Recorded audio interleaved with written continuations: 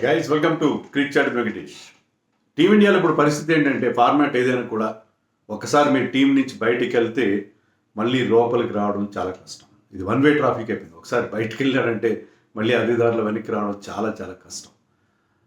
రవీంద్ర జడేజా ప్రస్తుతం అలాంటి పరిస్థితిలో ఉన్నాడు. లేటెస్ట్గా సెలెక్ట్ చేశారు ఇంగ్లాండ్కి ఓడిఐ స్క్వాడ్. అది ఆల్మోస్ట్ అంటే మన ఫస్ట్ చాయిస్ స్క్వాడ్ లాగా కనిపిస్తుంది. అంటే నెక్స్ట్ వరల్డ్ కప్ ఎప్పుడో అక్టోబర్ 2027 ఉంది. దానికి మనం చాలా వరకు టెంటేటివ్గా మనం ఆడబోయే ఫస్ట్ 11 దాంట్లో బుమ్రా ఉన్నాడు, హార్దిక్ పాండ్యా లాంటి వాళ్ళు ఇంజర్డ్ లిస్ట్లో ఉన్న వాళ్ళు లేరు. So most of the people ఉన్నారు. కానీ జడేజా లేడు. మళ్ళీ రావడానికి అవకాశం ఉందా లేదా? అక్షర్ పటేల్ అతనికంటే వయసులో చిన్నవాడు, బెటర్ ఫామ్లో ఉన్నాడు. Course Jadeja is the best fielder in India, దాంట్లో డౌటే లేదు. కానీ age is not on his side. మరొక allrounder, spin bowling allrounder Washington Sundar కూడా ఉన్నాడు. ప్లస్ హర్ష్ దూబే, మానవ్ సుతార్ ఇద్దరు కూడా left arm spinners, both can bat. వాళ్ళిద్దరు కూడా ప్రస్తుతం డిఫరెంట్ ఫార్మాట్స్లో ఆడుతున్నారు. హర్ష్ దూబే మొన్ననే ఓడిఐస్లో ఆడాడు అగేన్స్ట్ ఆఫ్ఘనిస్తాన్. సో ఇవన్నీ చూస్తుంటే జడేజా మళ్ళీ టీంలోకి రావడం కష్టమేనా? ఆల్రెడీ హర్ష్ దూబేని ఒక యంగ్స్టర్ని ఆల్రెడీ ఇంట్రొడ్యూస్ చేశారంటే Harsh Dubey is 23, Jadeja is 37. Introduce చేశారంటే వన్ డేస్లో ఆఫ్ఘనిస్తాన్తో జడేజా ఆడాల్సిన అవసరం లేదు, రెస్ట్ అవ్వచ్చు because of Vijay sir whatever. కానీ ఇంగ్లాండ్తో జరగబోయేసిన టీంలో దాంట్లో విరాట్ కోహ్లీ, రోహిత్ శర్మ, బుమ్రా వీళ్ళందరూ ఉన్నప్పుడు జడేజా మిస్సింగ్. సో జడేజా మళ్ళీ వన్ డే స్కీమ్ ఆఫ్ థింగ్స్లోకి వస్తాడా? రావడం చాలా కష్టం అని నాకు అనిపిస్తుంది. ఎందుకంటే అతని పర్ఫార్మెన్స్ కూడా అంత స్ట్రాంగ్గా లేదు. అంటే మళ్ళీ అతను ఎందుకు తీసుకెళ్ళలేదు, జస్టిస్ ఫర్ జడేజా అని అనడానికి కూడా మనకి అక్కడ ఆస్కారం కనబట్టలేదు.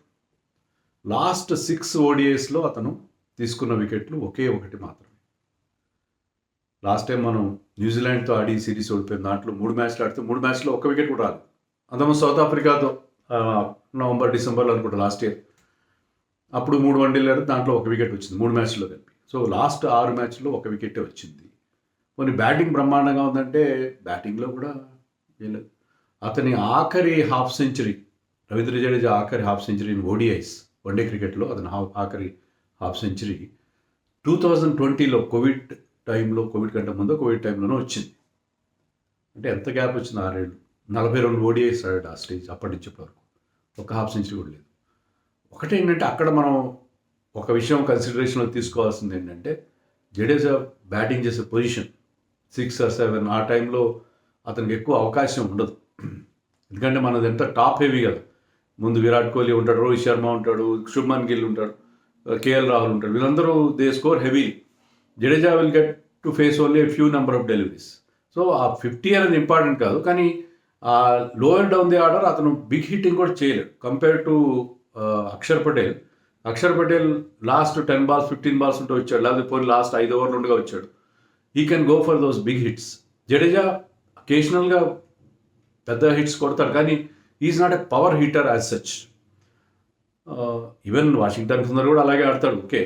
బట్ జడేజాని మనం ఆ లోయర్ డౌన్ ది ఆర్డర్ ఆడగలిగే ఒక బిగ్ హిట్టర్గా కూడా చూసే పరిస్థితి లేదు. ఇంకొంతమంది ఏమంటారంటే వై నాట్ కృణాల్ పాండ్యా, హర్ష్ దూబే, మానవ్ సుతార్ ఉన్నారు. ఏజ్ పరంగా తీసుకుంటే మీరు అదే ఏజ్లో ఉన్న కృణాల్ పాండ్యాని తీసుకోండి. Krunal Pandya I think is younger than Jadeja. Skill set, left arm spinning allrounder. So ఇవన్నీ ఫ్యాక్టర్స్ తీసుకుంటే జడేజా మళ్ళీ staging a comeback looks very very difficult.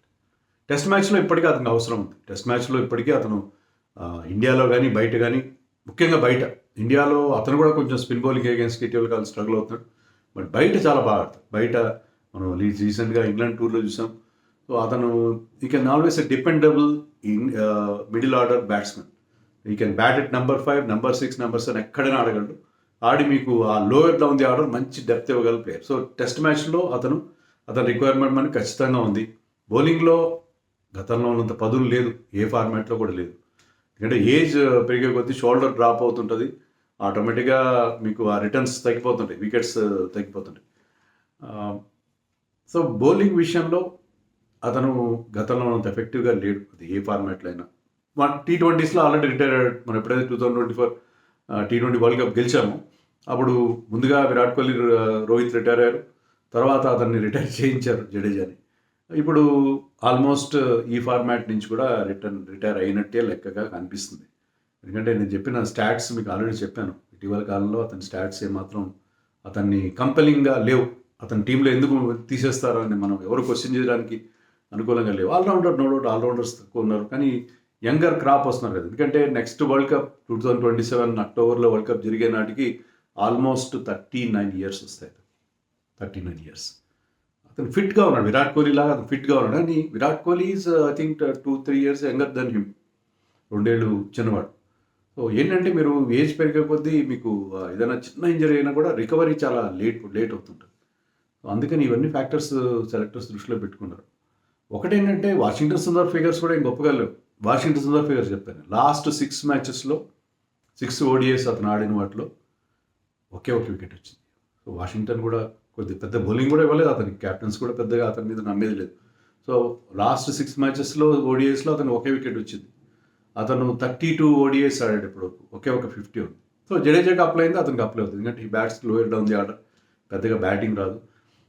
మరి అటు బ్యాటింగ్ చేయకుండా బౌలింగ్ చేయకుండా ఇక్కడ ఇలాంటి సిచ్యువేషన్లో ఏంటంటే యూ నీడ్ అంటే బ్యాటింగ్ పెద్దగా రానప్పుడు he should be good at bowling. కానీ Washington Sundar nowadays is bowling allrounder. అతనికి అనుకూలంగా ఉండే అంశం ఒకే ఒక అంశం ఏంటంటే మీరు అక్షర్ పటేల్, వాషింగ్టన్ ఇద్దరిని ఆడించాలనుకుంటే టీంలో, ఒకవేళ స్పిన్ బౌలింగ్ బాగా అనుకూలంగా ఉండే పిచ్ మీద మీరు ఒక లెగ్ స్పిన్నర్, ఒక రిస్పిన్నర్ ఇన్ కుల్దీప్, లేకపోతే ఒక mystery spinner in Varun Chakravarthy, plus ఇంకో 2 స్పిన్నర్స్ని ఆడించుకోవాలి, వాళ్ళిద్దరు ఆల్రౌండర్లుగా ఉండాలనుకుంటే ఇది చాయిస్ బెటర్ అవుతుంది. Instead of playing both left arm స్పిన్నర్స్ని ఇద్దరిని ఆడించుకునే బదులు ఒక ఆఫ్ స్పిన్నర్, ఒక లెఫ్ట్ ఆర్మ్ స్పిన్నర్ ఇద్దరు ఉంటే బాగుంటుంది. So Washington being an off spinner అతను ఆ వెరైటీ ప్రొవైడ్ చేస్తారు కాబట్టి అతన్ని ప్రిఫర్ చేస్తున్నట్టు. యంగర్ ప్లేయర్ కూడా.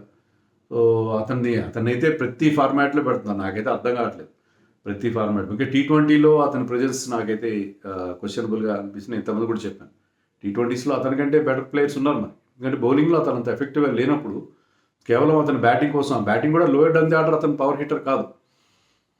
బట్ ఈ ఫార్మాట్లో అతను పనికొస్తాడు, ఈ ఫార్మాట్ తగిన బ్యాటింగ్ చేయగలుగుతారు. సో ఐ థింక్ అది సెలెక్టర్స్ థింకింగ్.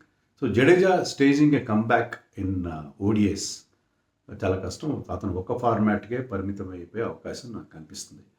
నెక్స్ట్ వరల్డ్ కప్కి అక్షర్, వాషింగ్టన్, వరుణ్ చక్రవర్తి, కుల్దీప్ యాదవ్, ఇంకా అవసరమైతే హర్ష్ దుబే, మానవ్ సుతార్, ఇలాంటి ప్లేయర్స్తో మన వాళ్ళు వెళ్ళే అవకాశాలు కనిపిస్తున్నాయి. ఇంకెవరైనా కొత్త స్పిన్నర్స్ వస్తే సడన్గా పిక్చర్లకు వస్తే రావచ్చు.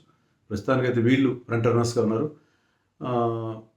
నాకైతే వన్ డే విషయంలో గుడ్ బై జడేజా అని అనిపిస్తుంది. మరి దీని గురించి మీరు అనుకుంటున్నారు కామెంట్స్లో చెప్పండి.